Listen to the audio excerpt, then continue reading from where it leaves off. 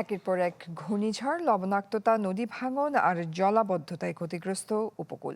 অথচ দিন দিন বরাদ্দ কমছে জলবায়ু খাতে। এমন অবস্থায় আসছে বাজেটে উপকূলের জীবন জীবিকার জন্য বৃহৎ পরিকল্পনার প্রস্তাব পরিবেশবিদদের। জাকেরিয়া তুষারের ছবিতে বেলাল হোসেন সজলের রিপোর্ট। সিডর থেকে ইয়াস। গত 2 দশকে একের পর এক ঘূর্ণিঝড়ে বিপর্যস্ত দক্ষিণ পশ্চিমাঞ্চলের উপকূলীয় এলাকা। খুলনা, সাতক্ষীরা ও বাগেরহাটের উপকূলে এ সময় ক্ষয়ক্ষতির পরিমাণ প্রায় 15,000 কোটি টাকা। অথচ জলবায়ু ও পরিবেশ খাতে বাজেটের অনুপাত ধারাবাহিকভাবে কমছে।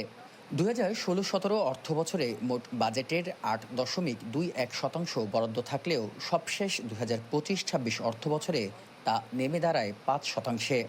ফলে উপকূল সুরক্ষা, নিরাপদ পানি, জলাবদ্ধতা নিরসন ও পুনর্বাসন কার্যক্রম কাঙ্ক্ষিত গতি হারিয়েছে বলে অভিযোগ সংশ্লিষ্টদের। ডিজাইন, এলিগেন্স, বিউটি, সেরা পণ্য সবার জন্য। জেভিকো।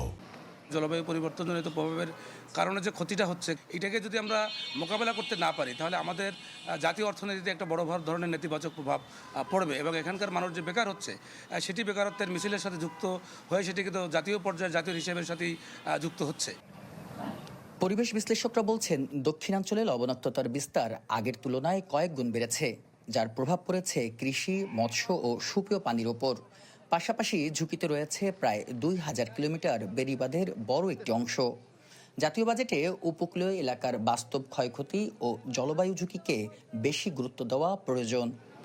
অঞ্চলভিত্তিক অন্ততপক্ষে উন্নয়ন বাজেটটা হওয়া উচিত, কিন্তু যেহেতু একটি সমন্বিত বাজেট করা হয়, সেই বাজেটের কত অংশ যে এই উপকূলীয় অঞ্চলের মানুষের দুঃখ লাঘবে খরচা হবে এটা বলা খুব মুশকিল।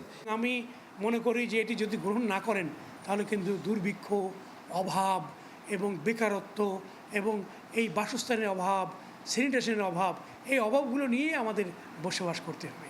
আমরা মানুষকে আমাদের উন্নত জীবন যাপনের জায়গায় আনতে পারবো না। বিশেষজ্ঞদের মতে, জলবায়ু পরিবর্তনের প্রভাব মোকাবেলায় উপকূলীয় অঞ্চলের জন্য বাড়তি বিনিয়োগ ও দীর্ঘমেয়াদী পরিকল্পনা এখন সময়ের দাবি। বেলাল হোসেন সজল, চ্যানেল 24, খুলনা।